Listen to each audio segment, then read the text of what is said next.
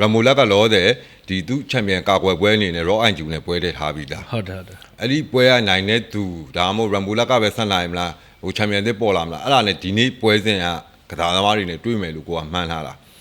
ဒါပေမဲ့နဘီကြတော့ဘာသွားဖြစ်လဲဆိုတော့နဘီကကပတ်ကိုလည်းလွတ်လိုက်ရတယ်စူပါကောင်လည်းခုလောတဲ့ထပ်ရှုံသွားတဲ့အတွက်သူချန်ပီယံကပတ်လူကွင်းကတော့သူ့အနေနဲ့ဝေးနေဦးမယ်သူတက်စားလို့ရှိရင်ကိုထင်တာဒီစူပါလက်ကိုအခုဒီနေ့လည်းထပ်နိုင်လိုက်လေဒိုင်ယာကာရက်ကချန်ပီယံလူကွင်းပို့ပြီးနီးလာမယ်လို့ထင်တယ်အတူတူတက်လာရလို့ပြောလို့ရတယ်ပြီးဝက်ချန်ပီယံရှစ်ရဲ့နာမည်ကိုဒီမွေထိုင်းကပောင်စင်နဲ့ဆွဲတင်ပေးခဲ့တဲ့အုပ်စုကဒါစူပါလက်တို့တာဝန်ချိုင်းတို့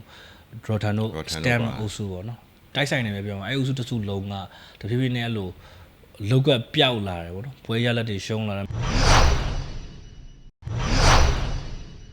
အားလုံးပဲမင်္ဂလာပါ House of Warrior ကနေပြီးတော့ကြိုဆိုလိုက်ပါတယ်အခုတင်ဆက်ပေးခြင်းတဲ့အစီအစဉ်ကတော့ယနေ့တောက်ကြနေညအချိန်မှထိုးသက်သွားတဲ့ One Inner Circle 25ထဲကဒါနဗီနဲ့ CM Camp ပြီးရင်ဒါကျွန်တော်တို့ Super Let နဲ့ Dark Khayab တို့ရဲ့ပွဲစဉ်ပေါ့နော်အဲ့ပွဲစဉ်နဲ့ပတ်သက်ပြီးကျွန်တော်တို့အမြင်တွေကိုကျွန်တော်တို့ကိုစိုးညီတို့ကနေပြီးတော့ပြောပြပေးတော့မှာဖြစ်ပါတယ်အခုမင်္ဂလာပါမင်္ဂလာပါညီ Super Lab ကတော့ခြေလောက်လဲသွားလားမသိဘူးเนาะအဲ့လိုအခြေအနေနဲ့ရှုံးသွားတာနဘေးကတော့ထက်ရှုံးတယ်ရမူလက်ကိုရှုံးပြီးသားဒုတိယမြောက်ပွဲနဘေးကလောက်ကပိုရပါတယ်ပေါ့နော်ဒါပေမဲ့နောက်ပိုင်းပေါ့နော်ဒီဘာကြောင့်လဲတော့မသိဘူးရမူလက်ကိုရှုံးတဲ့ပွဲရောဒီပွဲမှာနဘေးကသူ့ခြေလောက်နဲ့နင်းတာအနင်းတာရဲ့တိတ်မလုံးတော့ပဲနဲ့လက်သီးပဲထိုးတာတော့တော်တော်ရွေးသွားတာတွေ့ရပါတော့တကယ်ဆိုဓာတုအားတာကျသူတုံးလို့ရတယ်ပေါ့ချုပ်လို့ကင်လို့မမိရလားလို့တော့ထင်ရရှိပေမဲ့အဲ့လိုချင်းနေလည်းမဟုတ်ဘူးလူပြောများလို့ပဲ तू မတုံးပဲငါလက်သီးနဲ့ပဲထိုးရမယ်ဆိုတော့တလွဲမာနာလီလာတော့မသိဘူးဒါပေမဲ့အဲ့တလွဲမာနာထားခဲ့တဲ့နှစ်ပွဲစလုံးမှာတော့ तू ရှုံးသွားတာတွေ့ရတယ်အဲ့တော့စမေးချင်တာကတော့နဘေးပွဲပဲပေါ့နော်ဟိုနဘေးတော့လောက်ကပျောက်လာပြီလားဒီနေ့ပွဲကလောက်ကပျောက်တယ်ဆိုတာလေဟိုမထင်မှတ်တဲ့အလှည့်ပြောင်းပေါ့နော်ရှုံးတာလဲ split decision နဲ့ရှုံးတယ်ကို့အမြင်ပထမချီနဘီနည်းနည်းလာတယ်ဒုတိယချီမှလာမယ်နဘီအမှတ်စင်ကြီးခံတတိယချီတစ်ချီလုံးနဘီပြန်လာအဲ့ဒါကြောင့်လေဒီအမှတ်စင်တစ်ချိန်အကြီးခံသည့်တိုင်အောင် split decision ပဲဖြစ်တော့လောက်ကပျောက်သွားတယ်ဆိုတာလေနဘီမှာဟို PJB လက်ပါဝါပိုင်းကြော့သွားတယ်လို့ပဲကိုကထင်တယ်ဟိုထိုးလုံးရတော့ तू ကလွှမ်းမိုးထားစေသူ့ရဲ့အရံမောင်းအားသာချက် re အားသာချက်ဒီခြေတွဲလက်ထက်မြန်လာတွေနဲ့ဒီစူပါကန်စု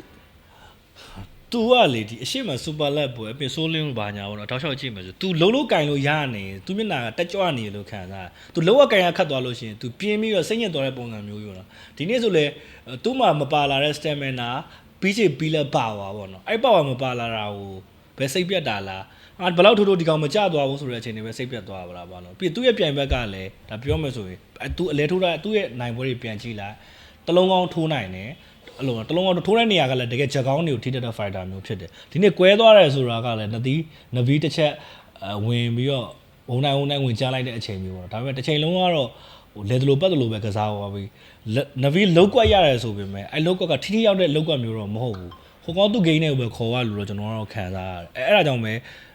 ဒီ split decision ဆိုတဲ့အခြေအနေကိုများချတာလားပေါ့နော်ပြီးရင်အခုခုနပြောတဲ့နေရာမှာတော့ပါတယ်တစိအထင်ကျွန်တော်အမှတ်စဉ်အရေးခံရတယ်ဒါပေမဲ့နဗီကပထမချိန်မှာတတိယချိန်မှာတာတယ်ကွဲအောင်လည်းလုံနိုင်တယ်ပေါ့နော်ဒါပေမဲ့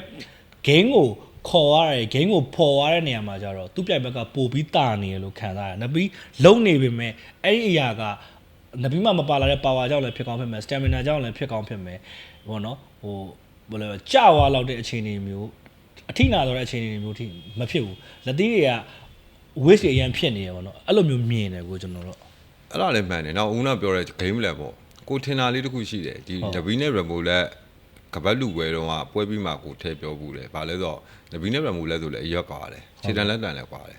်ပုံမှန်ဆိုတိုက်ခိုက်အားသားမှာပြောမှာဒီကောင်ရက်ရှိတဲ့ကောင်တွင်းဝင်ထိုးဆိုရမိုလက်ကခွာထိုးတာဒီ stand တစ်ခုကိုယူထားပြီးနဘီအဝင်ကိုရောက်တိုင်မခိုက်ထိုးတယ်ပြီးသွားလို့ရှိရင် तू အမြန် stat တက်တယ်ချက်ချင်းပြန်ဆုပ်တဲ့ပုံစံမျိုးအတင်းလိုက်မထိုးအတင်းလိုက်ထိုးတဲ့ကစားသမားတိုင်းနဘီကိုရှုံးတယ်ဒီနေ့စူရာကန်လည်းအဲ့ပုံစံကစားပါလားရမ်ဘိုလက်နဘီကိုအနိုင်ယူသွားတဲ့ပုံစံမျိုးပဲ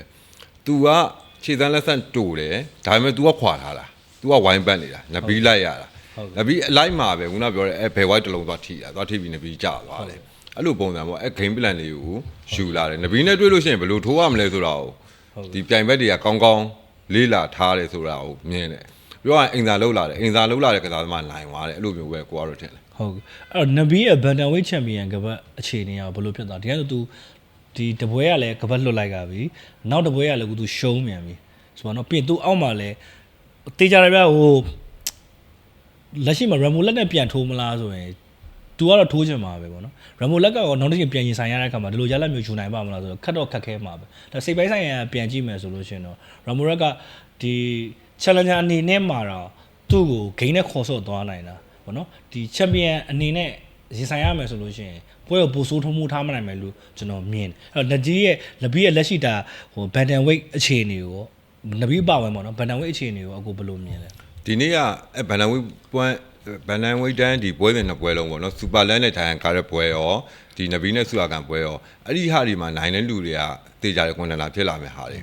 နဘီနိုင်လို့ရှိရင်လည်းနဘီကပြန်ပြီးချန်ပီယံစိန်ခေါ်ခွင့်ရနိုင်တယ်ဒါပေမဲ့လောလောဆယ်တော့မဟုတ်သေးဘူးဘာလို့လောလောဆယ်မဟုတ်သေးဘူးဆိုတော့ရမိုလက်ကလောဆယ်ဒီသူချန်ပီယံကာကွယ်ပွဲအနေနဲ့ရောအိုင်ဂျူနဲ့ပွဲတဲ့ထားပြီးသားဟုတ်တယ်အဲ့ဒီပွဲကနိုင်တဲ့သူဒါမှမဟုတ်ရမိုလက်ကပဲဆက်နိုင်မလားဟိုချန်ပီယံသစ်ပေါ်လာမလားအဲ့ဒါနဲ့ဒီနေ့ပွဲစဉ်ကကစားသမားတွေနဲ့တွေ့မယ်လို့ကိုကမှန်းထားတ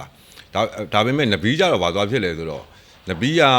ကပတ်ကိုလည်းလွတ်လိုက်ရတယ်စူအာကန်လည်းခုလောတယ်ထပ်ရှုံသွားတယ်ဆိုတော့သူချန်ပီယံကပတ်လူကွင်းကတော့သူ့အနေနဲ့ဝေးနေဦးမယ်သူတက်စားလို့ရှိရင်ကိုထင်တာဒီစူပါလက်ကိုအခု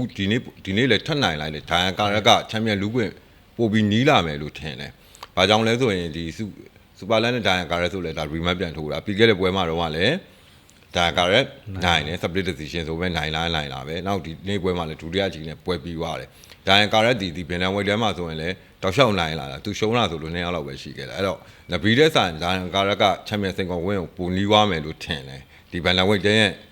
overall သုံးသပ်မယ်ဆိုရင်အဲ့တော့ဒိုင်ယန်ကာရက်အကြောင်းလေးပဲမေးရအောင်ပေါ့နော်ထပ်ပြီးတော့ဒါဆက်ပြီးတော့ဘာလို့ဆိုဒီကျွန်တော်စူပါလက်ကလည်း2ပွဲဖြစ်သွားပြီရှုံးတာ2ပွဲဆိုနောက်ဆုံး2ပွဲစလုံးမှာလည်းဒိုင်ယာကာရကပဲနိုင်လာတာเนาะပထမပွဲကတော့ split decision ဆိုတော့ဟုတ်ပြီ rematch ပြန်တယ်တော့ကောင်းမှာပေါ့ဘာညာပေါ့တွေးတော့ပြန်တယ်တော့လည်းစီးပွဲအဲ့လောက်ကြီးမရှိတဲ့အဖြစ်နေမှာပေါ့ injury ဖြစ်သွားတဲ့ပုံစံမျိုးပေါ့အဲ့ဒိုင်ယာကာရအလားလာရောဘယ်လိုအခြေအနေရှိမလဲကိုဒိုင်ယာကာရကကိုထင်တယ်တိတ်မကြတော့သူဒီကပတ်လူကွင်းရှားလောက်ပဲလို့ထင်တယ်ဘာဖြစ်လို့လဲဆိုတော့ဒီ super let တို့ဘာလို့ဆိုတာလဲဒီဘန်နန်ဝိတ်တန်းရဲ့ခေါင်းကြီးတွေပဲလေသူ2ပွဲသက်တိုက်နိုင်ထားတယ်အရင်ကလည်းဒိုင်ယာကာရက်ကတကယ်ဟို hype ဖြစ်တဲ့ကစားသမားပါဟိုဆိုလင်းဦးလို့ထိုးနေတဲ့အချိန်မှာလည်းတိတ်မရှိမနှောင်းပဲထိုးကြတာလေဒိုင်ယာကာရက်လည်းစာချုပ်တွေရတယ်နိုင်ပွဲတွေဆက်တယ်ဒိုင်ယာကာရက်နှစ်ပွဲပဲရှုံးမှုတယ်ရှုံးတဲ့2ယောက်ကအခုလက်ရှိချန်ပီယံဖြစ်နေတဲ့ရမ်ဘိုလက်ကနဘီနဲ့မထိုးခင်မှာဒိုင်ယာကာရက်နဲ့ထိုးတာအဲ့ပွဲမှာဒိုင်ယာကာရက်ကိုအမြန်သာတယ်ဒါပေမဲ့ရမ်ဘိုလက်ကအဲ့တလုံးကောင်းစောင့်ထိုးတာကြောင့်ရမ်ဘိုလက်ကအရန်ကောင်းတယ်အဲ့ပါဝါလက်ဒီတလုံးမိသွားတာကနေပွဲပြောင်းပြန်ဖြစ်သွားပြီလဲလို့ခံရပြီရှုံးလာနောက်တစ်ယောက်သူရှုံးလာအခု Rambo လက်နဲ့ကပတ်လူမဲ့ Raw Anju ကိုဒိုင်ကားရဲရှုံးလာတယ်အဲ့နှစ်ယောက်ကိုပဲရှုံးတယ်ကျန်တာတွေကတော့ तू ကတကယ်ကိုပြက်သားအောင်နိုင်ထားတာပြောရမယ်ဆိုညီကဒိုင်ကားရက်ကအီမန်ကာဆာလီရဲ့တဲ့တောင်နာမည်ထွက်တာပိုစောသေးတယ်လောက်ကွက်တွေအများကြီးပြနိုင်ခဲ့သေးတယ်လို့ထင်တယ်ဒီနေ့ပွဲမှာတစ်ချက်တော့သူမူးသွားသေးတယ်เนาะဒိုင်ကားဒီ Super Lab ကြောင့်အဲ့တော့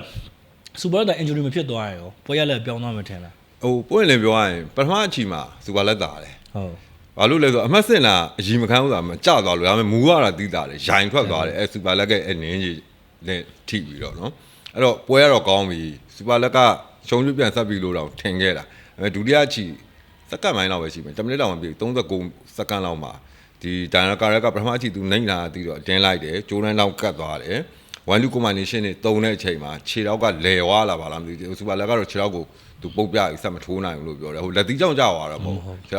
ဆရာကြောင့်အဲ့ဒါမဖြစ်ခဲ့ရင်တော့ပွဲရကောင်းမယ်စူပါလက်လည်းပြန်နိုင်ကောင်းနိုင်တယ်ပထမကြီးမှသေးကြတယ်စူပါလက်သာနေတာဟုတ်အဲ့တော့တချို့ကလည်းဒါတွေ့ရပါတော့စူပါလက်ဟန်ဆောင်တာဆိုတော့စူပါလက်လိုဖိုက်တာမျိုးအကြောင်းမှဖြစ်သူလည်းတာနေတာပဲပေါ့နော်အဲ့လိုမျိုးမြင်တာအဲ့တော့ဒီပွဲသာဆက်သွားမယ်ဆိုရင်တော့စူပါလက်တာဝါနိုင်တယ်ပြီးသူ့နေရာကိုပြန်သွားဖို့တော့လည်းခြေလန်းတလန်းပိုနီးသွားပွဲရတော့ကောင်းပါပွဲရလည်းကောင်းပါဟုတ်ကဲ့အဲ့တော့အနှစ်ချုပ်လေးလုပ်ပါအောင်ဒီဟာတော့အနှစ်ချုပ်ကတော့ဒီဘင်နန်ဝိတ်တန်းမှာလက်ရှိကတော့ခေါင်းအဖြစ်နေရမ်ဘိုလက်သူရောအိုင်ဂျူနဲ့ချန်ပီယံကာပွဲပဲထိုးမယ်ပြီးသွားလို့ရှိရင်တိတ်မကြောက်ဘူးသူတို့2ယောက်တည်းကဘယ်သူပဲနိုင်ဒိုင်ယန်ကာရက်နဲ့ပေးတွေးလိုက်ရင်တော့တကယ်ကိုပွဲကောင်းလာမယ်လို့ထင်တယ်နဘီကတော့ချန်ပီယံစိန်ခေါ်ကွင်းနဲ့နည်းနည်းပြန်ပြီးအလှမ်းဝေးနေအောင်မယ်လို့ထင်တယ်ဂျားထဲမှာတပွဲလောက်ပြန်ထိုးဖို့လိုလိမ့်မယ်လို့ထင်တယ်ဒီချက်ထရီနေနဲ့1အနေနဲ့နဘီကိုကပတ်လူကွင်းတော့လောတဲ့ဒီရှုံးပဲကြောင့်စူကန်လို့ကစားသမားကိုရှုံးသွားတာတော့နဘီတို့မကောင်းဟိုဝေးနေအောင်မယ်လို့ပဲထင်တယ်ဘာပဲပြောဒီဗီနန်ဝိတ်တန်းကဟိုဒိုင်ယန်ကာရက်တို့ရမ်ဘိုလက်တို့နဲ့ကြည့်လို့တော့ကောင်းနေအောင်ပါပဲဟိုတစ်ဖက်ကပြန်ကြည့်လို့ရှိရင်ကိုပြောရဲဖို့ကြံသွားတာဒီစူပါလက်ပေါ့စူပါလက်အတွက်တော့စိတ်မကောင်းစူပါလက်ကဒီပွဲနဲ့ဆိုရင်၄ပွဲသက်သက်ရှိသွားတယ်သူပထမဆုံးစရှုံးတာနဘီကိုစရှုံးတယ် နဘီကိုရှုံပြီးသွားတဲ့နောက်ဂျပန်ယူကီယိုဇာကိုဒီဘော့စင်မှာတရှုံးတယ်တကယ်ရုပ်ပြဆန်းပြပဲယူကီယိုဇာပြီးတော့ဒိုင်ကာရက်ကိုရှုံးတယ်ပထမပွဲမှာအခုပွဲမှာ၄ပွဲသက်တိုက်ရှုံးသွားရင်အဲ့ထက်ကနေသူလည်းပြန်ပြီးရှုံးထားဖို့ကတော့တော်တော်ပြန်လုံးယူရမယ်အနေထားဖြစ်သွားတယ်သူ body အနေထားတွေပါလေကြည့်ရတာလေအရင်အားလိုမျိုးတော့မဟုတ်တော့ဘူးဒီလှုပ်ရှားမှုတွေလည်းလေးရွာတယ်ကိုတို့တီးခဲ့တဲ့ညီလေးတို့တီးခဲ့တဲ့စူပါလက်ကအခုအချိန်မှာကိုအမြင်ကတော့ပုံရိပ်လောက်ပဲတွေ့ရတော့တယ်လို့မျိုးခံစားရတယ်အရင်စူပါလက်အနေထားမျိုးမတွေ့ရတော့ဒါကတော့စိတ်မကောင်းစရာလို့ပဲဒါအနှစ်ချုပ်ပြောကြတယ်အဲ့တော့ဒီ Bandan Weight ပေါ့နော်မွေတိုင်း Bandan Weight ကအခြေအလှည့်ပြောလဲဘာတွေဖြစ်လာမလဲပေါ့ပြီးနောက်တစ်ချက်ကဒါကျွန်တော်တို့အတူတူတက်လာရလို့ပြောလို့ရတယ်ပြီး World Championship ရဲ့နာမည်ကိုဒီမွေထိုင်းကစ်ဘောင်စင်နဲ့ဆွဲတင်ပေးခဲ့တဲ့အုပ်စုကဒါ Super Let တို့ Tawan Chai တို့ Rotan တို့ Stem အုပ်စုပေါ့နော်တိုက်ဆိုင်နေပဲပြောမှာအဲ့အုပ်စုတစ်စုလုံးကတဖြည်းဖြည်းနဲ့အဲ့လိုလောက်ကပျောက်လာတယ်ပေါ့နော်ပွဲရလက်တွေရှုံးလာတယ်မရှုံးတဲ့ဒီမှာ Super Let ဆိုဒီနေ့ပွဲ9သိန်းနဲ့မျိုးတဲ့အခြေအနေမျိုးမှာသူ injury ဖြစ်သွားတာမျိုးတွေနောက်တက်တီပေါ်လာတယ်ပေါ့နော်အဲ့တော့ကိတကိပြန်ဆုံးပြီလားပေါ့နော်ပြီးဒါမှမဟုတ်လဲဒါနောက်ဆုံးမီတောင်းအနေနဲ့သူတို့ထပ်ပြီးတော့တောက်ပပြအောင်မလားအဲ့ဒါတော့ကြည့်ရမှာပေါ့နော်ဟုတ်ကဲ့ကိုပြပြစုံစုံဖြေချပေးသွားတော့ကျေးဇူးအထူးပဲတင်ပါကျေးဇူးပါညီစောင့်မျှော်အားပေးကြည့်ရှုခဲ့ကြတဲ့ House of Warrior ရဲ့ပရိသတ်တယောက်ချင်းစီတိုင်းကိုကျေးဇူးအထူးပဲတင်ပါတယ်နောက်လဲကျွန်တော်တို့ထပ်လက်ပြီးအစီအစဉ်တွေနဲ့ဆက်လက်ဖော်ပြပေးသွားပါမယ်အားလုံးကျေးဇူးအထူးပါ